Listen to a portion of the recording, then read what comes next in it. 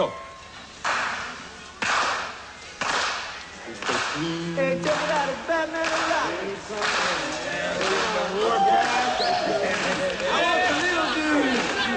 Sean Penn stars as a tough kid sent to a tougher prison in Bad Boys, which is one of 8 overlooked movies that we recommend you rent on video cassette. I'm Roger Ebert, film critic of the Chicago Sun-Times. And I'm Gene Siskel, film critic of the Chicago Tribune. Now, by popular demand, we're doing one more of these shows. We're reviewing 8 more films that we liked that weren't big hits at the box office, but now that they've been released on video cassette, we're recommending that you might want to rent them. That is not as much fun as seeing them in a movie theater, to be sure, but no one is showing them in a movie theater anymore. So here we go with Roger's first choice. And by the way, these are our individual choices. We may or may not agree that they're both worth seeing. My first overlooked video is named Modern Romance, and this was the second movie by Albert Brooks, whose Lost in America was one of the funniest movies of last year. Modern Romance was not successful at the box office. In fact, it practically completely disappeared at the box office, which is the nice thing about videos. It gives a movie one more chance, and I think this one deserves another chance. It was written and directed by Brooks, who also stars in it as a star-crossed lover who is burdened by an intelligence that makes it almost impossible for him to accept romance because he sees right through it. He's just too smart for love. Here's my favorite scene from the movie between Brooks and Katherine Harold. I mean, I just think it's over. Okay, it's over again. No, not again. This is it. This is the last time. It's for real. And you don't love me? I do love you. I mean, love has nothing to do with this. Yes, I love you. I mean, that makes it very confusing, but I just don't think... I mean, you've heard of a no-win situation, haven't you? No. No? Really, no? You've never heard of one? Vietnam? This? I'm telling you, they're around. I think we're in one of them. I don't know, Mary. I don't know what to say. I'm trying to... I'm not doing well at it here. No, I think you've already said it. Okay. So what do you want to do this time? Well, it's not this time. This is it. This is the last time. I mean, I don't want to go through this any more than you do, and I think that this is... I mean, look, we're both free and clear, and that's the only time, I think, to do something like this, because God knows I don't want other people coming in here. It would kill me. I'm sure it would be hurtful to you, so I think now that we are both free and clear, aren't we? Fine. Right. You're right. This is a good time. Well, wait a minute. What do you mean, good time? I didn't say good time. This isn't good. I didn't use that word. Maybe we're not free and clear if you think it's good. Are you seeing somebody else? Damn it, I'm psychic. I knew it. I hate the word paranoid, but it applies here. You're seeing somebody, aren't you? This is lovely because, you know, in other words, I want you to go as long as you don't want to go. If you want to go, I don't want you to go. And meanwhile, I don't want to be committed, except I don't want to not be committed. It's fabulous. Albert Brooks is one of those talents like Woody Allen, whose films begin with his personality, and then they explore the comic ways in which that personality makes conventional happiness almost impossible. It's like he's always saying, I could be really happy if only I didn't understand the basic futility of the universe so well. Now, that is one of the opening scenes of the film, and it is absolutely hilarious. I didn't think the rest of the film held up as well as Real Life, his first film, which I think is spectacular, and we'll put that on a show one day. Okay. Or this last one that he did, that Lost in America, that's so funny. It's funny. My problem is sometimes his selection of co-stars I don't think is so great. Katherine Harold I didn't like that much. We've been around and around about Katherine Harold. She's one of my favorite actresses. But another thing that I'll point out in this movie, it has another one of Albert Brooks' great phone calls in it. And every one of his movies has a long phone call, and he's the master, the best telephone artist since Bob Newhart, I think. Okay. My first pick this week is a wonderful film made in England. I'm both surprised and delighted that it's been placed in cassette form. It's Jerzy Skolimowski's Moonlighting. My choice is the best film in 1982, a political-edged thriller about a bunch of Polish laborers brought to London as cheap labor to help restore a wealthy Pole's home. Jeremy Irons plays the foreman of the crew. They're very short on money, and so Irons begins stealing food at the local grocery store. Here, he's about to be caught. Well, you are a regular customer, sir. My supervisor's noticed you quite often. You don't spend a great deal, but you do come in a lot. Live nearby, don't you? Yes. Yet you always use your bike when you come in.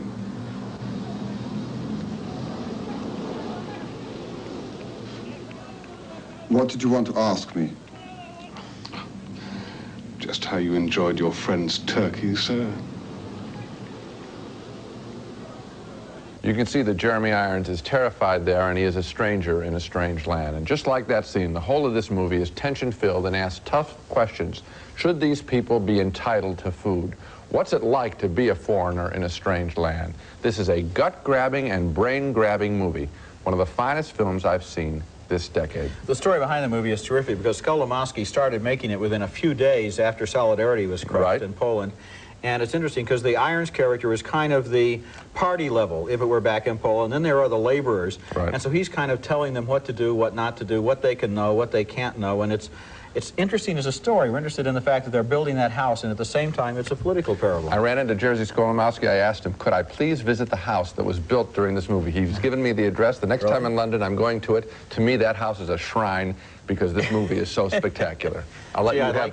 I'd like to have a picture of you there on your knees in front of it. I'll do it. Next at the movies, Francis Coppola directed and Gene Hackman starred in a great movie that most people have never even heard of. I know you heard this 1,000 times, Harry, but let me say it again. Here's to Harry, the best, bar none. I'll drink to that. My next choice of a commercially unsuccessful movie that is now available on cassette, and I think it's worth renting, is Francis Coppola's wildly underrated The Conversation, a 1974 picture about a great wiretapper played by Gene Hackman, who's been doing his job and doing it brilliantly for years until he realizes that he's a stooge, actually, for other people's often nefarious plans. Early in the film, he and the late great actor John Cazale, Fredo from The Godfather, listened to a recording they're making of a young couple in a San Francisco park. Pay attention to your recordings. Coming in loud and clear.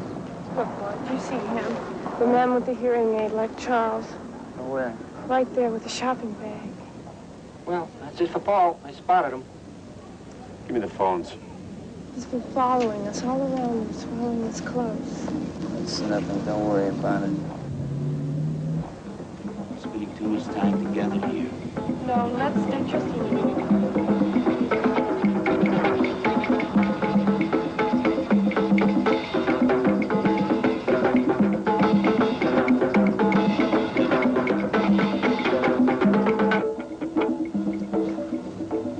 That's a brilliant scene, and it reflects what's so good in this movie. It plays as absolutely real. Hackman's performance is his best of all time. I think it's as good as his one in The French Connection. Better, maybe.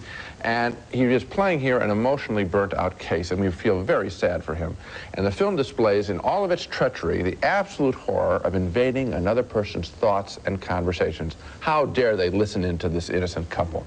This is a great movie, and I just want to credit one more person who worked on it, the sound engineer, Walter Murch. A brilliant job, and sound engineering in this film is key to what makes it work so well. And of course, you said, how dare they eavesdrop on this innocent couple, but of course, one of the mysteries is whether or not they were That is correct. We think they are. The nice thing about this movie is that, like The Jagged Edge, which was not nearly as good a movie as The Conversation. Not at all. It takes the hero and puts him in a position at the beginning where he thinks that he's running things, just as the lawyer in Jagged Edge, she thinks she's running things, and then finds out that things are happening that are totally outside of their control, and they don't have any idea by the end of what's right, what's wrong, who they can trust, who they can't trust. And following Hackman, as he gradually just goes absolutely paranoid with fear, That's correct. is fascinating. Roger, I saw this after I had just returned from a trip to Russia in January of 1974. And you know, on occasion, I'm told eavesdropping is done in Russia. When I saw this film, I had such a reaction of the sanctity of not listening in on other people and not invading other people. This film chilled me to the bone. So it's 12 years now, okay? I still remember that It's feeling. a great movie to look at on video because it's so complicated that you have this tendency to want to stop, reverse, and look at something again to see if you really heard what you thought you heard. My next overlooked movie on video, a movie I think you might like to rent, is called Bad Boys, and it's a 1983 film that starred Sean Penn as the leader of a Chicago street gang who gets locked into a blood feud with the leader of a rival gang, a Latino gang, and this feud continues after they're both locked up in the same juvenile prison. On this scene, Penn has accidentally killed his enemy's brother in a street shooting, and the enemy has retaliated by raping Penn's girlfriend, played by Ali Sheedy.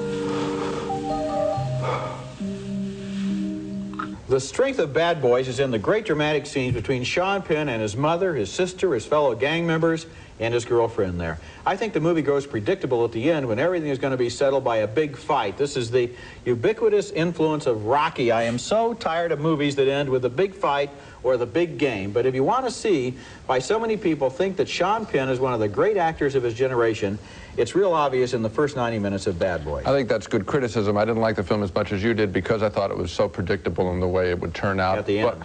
But his performance is wonderful. Coming up next at the movies, the European version of a film that was badly chopped when it was shown here on American TV. Gary Gilmore, are you in fact at this moment ready to accept execution?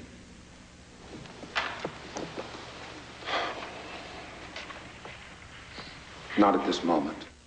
On this special edition of At the Movies, we're talking about overlooked movies that we recommend you rent on video cassette. They're just as good the second time around, especially if you didn't see them the first time around. And my next choice is Choose Me, an offbeat, totally original movie by Alan Rudolph, who seems to be making a modern version of one of those 1940s melodramas, all filled with neon lights and wet streets and broken dreams. In this scene, a saloon owner, played by Leslie Ann Warren, grows so desperate about her love life that she calls up a radio sex therapist played by Geneviève Bujold. I don't know.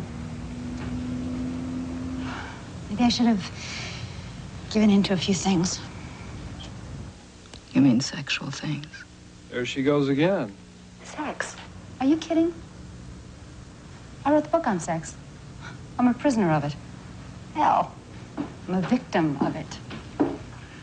I know all about that feeling you get in your belly when a man says he wants you. Even if I know he's lying, I still get that feeling. I'm conditioned now. I understand, Karen. Do you? Well, then what do I do, if you understand? I mean, what in the hell should I be doing? Well, I'm not sure that I know what you're after. Yeah, right.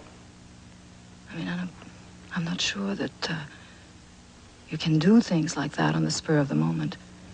You mean fall for some guy? Or resist him? Giving in. No, giving in. Either to him or to yourself. And yet there's something so thrilling about giving in, don't you think, Karen? Geneviève Bujold has the greatest voice in the movies. Later in the film... I said that before you did. I'm not going to let you get away with that. No, you just said it, but that's okay because I agreed with it, and I thought that since it was my turn to talk, I would say it because every once in a while you're right, and I like to learn from you. Later in the film, both women will be involved with the same man, played by Keith Carradine, but Choose Me is not a love triangle. It's nowhere near that simple, and eventually we realize that the plot is folding in upon itself and showing how all of the characters in this movie are doomed to be trapped in each other's lives, which is sort of what the great 1940s backstreet melodramas were really about. Plus, wouldn't you agree that Genevieve's voice is really terrific in that scene? I said that to you while the clip was playing. That's you okay. stole that from me. Quite all right. You I'm stole happy it. to see you. You're a thief. Occasionally have a great insight like You're that. a thief. I'll only say this. I think the film would have been better if it just concentrated on the two women characters and had gone less on the men. It's still a good film. Don't you think it would have been better if Genevieve had talked more? All throughout the whole film. My next choice is the European version of The Executioner's Song, a film that I think is almost as powerful as the extraordinary Norman Mailer novel upon which it is based, and that's a big compliment. Telling the story of the hideous mass killer Gary Gilmore and his girlfriend, Nicole Baker. Tommy Lee Jones plays Gilmore, and we get a taste of his humanity and his cunning as he courts Nicole, played by Rosanna Arquette. We were hitchhiking home to Provo, and there were no cars. And then a man comes walking down the road out of nowhere, and he said, "Here, my wife fixed a lunch, but it's more than I can eat." And Mom said, "Well, I'd be really grateful." Then we were so hungry, we just started eating. And when I finally looked up to thank that man, he was gone. Right out in the desert, on a long, flat stretch. I didn't know it, but that man was my guardian angel. And I lost him a long time ago. When you came in here tonight, I said to myself, boy, you got your guardian angel back. Ever wonder why women choose bad guys, and I guess vice versa? I think that scene holds a little bit of a clue. Often the victim is starved for compliments or security. The film has all of that, plus it captures the state of Utah, the wide open spaces, the glorious spaces, some of the boredom. And I think it does so, I believe, without making Gary Gilmore a hero. Again, make sure you rent the European theatrical version, which is over 2 hours, not the shorter American TV version. This is one I really agree with you on. I think The Executioner's Song is one of the great lost American movies of recent years because, although presumably millions of people did see it when it played on TV, they never saw this version that we were lucky enough to see, the full-length movie version with a lot of scenes in there, especially involving Rosanna Arquette and some of the best work she's ever done in a movie. This challenge you to, you see this guy and you'll wonder, because you're not sure about this guy, and then the other question is, should he be killed? Yeah. Terrific film. It's a real good film. Next at the movies, a man spends a year in the Alaskan wilderness learning a little bit about wolves while they learn a whole lot about him.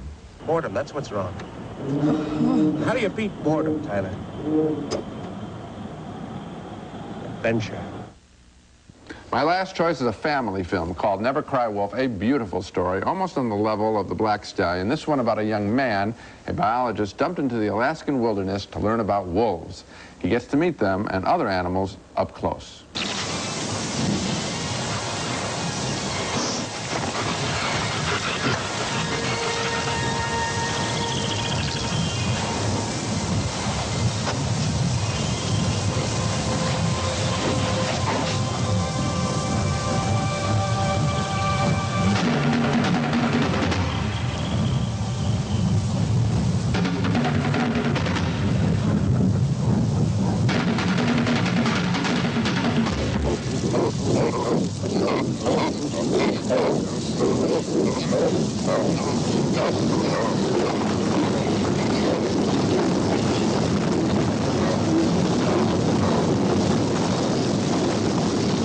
I just like scenes where nature overwhelms man, because baby, that's the way it is, and I just like to see it on film. I fall for that every time.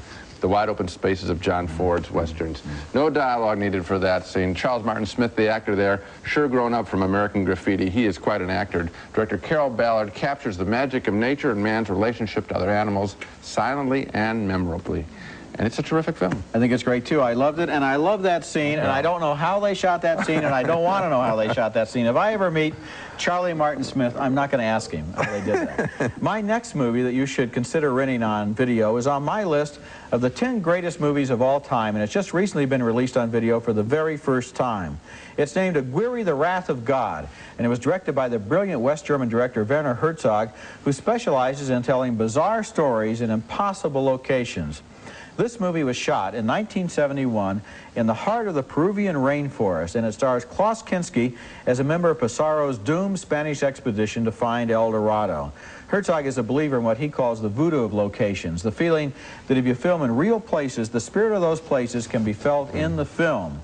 Aguirre gets more amazing as it goes along until its great final scenes where Kinski, insisting on his suicidal mission, goes mad on a raft where his only companions are dozens of chattering monkeys.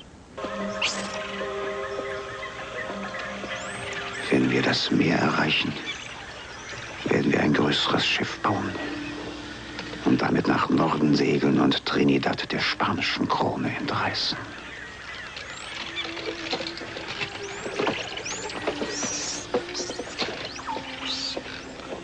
Von da aus werden wir weiter segeln und Cortés Mexiko wegnehmen. Was für ein großer Verrat wird das sein. Dann werden wir ganz Neuspanien in der Hand haben.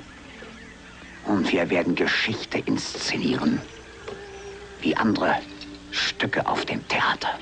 The movie makes you think about the thin line between compulsive ambition and insanity, and it certainly is dramatically illustrated in that scene. It's Kinski's best performance. I think, again, I just said, nature overwhelming man. That's what this film is about. Here's a guy trying to overwhelm nature, and nature is fighting back in its passive way, and the battle is spectacular and elemental. A terrific choice. That's right. Now, we'll review. Here are my picks of the films that I'd like you to rent. Moonlighting, the thriller about the Polish men building a house. Also, Gene Hackman, so brilliant as the burned-out wiretapper in The Conversation. Also, The European version, not the TV version of the Executioner song. And finally, for me, a terrific family film, Never Cry Wolf, a story about a man and a wolf and how the man grows up. Okay, my 4 overlooked videos were Modern Romance with Albert Brooks busy talking himself out of happiness, Bad Boys starring Sean Penn as a tough, bitter street gang leader, Choose Me, a modern film noir about a bartender, a sex therapist, and a drifter, and Aguirre, the Wrath of God, about a doomed expedition to find El Dorado. If you saw those 8 movies, you saw a lot of good I think you'd have a good week. I want to make 2 points. Okay. A lot of the films were in the 70s. The 70s were a better time for movies. Number 2, I tried to get A New Leaf as one of my picks, because we're going to do more of these shows, okay? And A New Leaf, I'm told, with Elaine May and Walter Matthau, isn't available. Somebody buy A New Leaf, put it on video, I'll recommend it. Good thinking. That's it for this week. Next week, our regular formatted reviews of 4 new movies, including Goldie Hawn as a boys' high school football coach in Wildcats, and Daryl Hannah, the mermaid in Splash, as a prehistoric cave woman in Clan of the Cave Bear. And until then, we'll see you at the movies.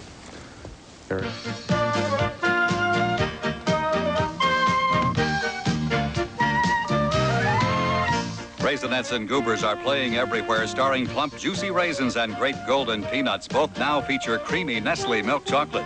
The exclusive Maytag full-size stacked washer and dryer with computer touch controls fits almost anywhere. It's from Maytag, the dependability people. 1 bowl of Total, 100% of a day's worth of 9 vitamins and iron, made from 100% whole grain wheat. Total 1 bowl, 100%.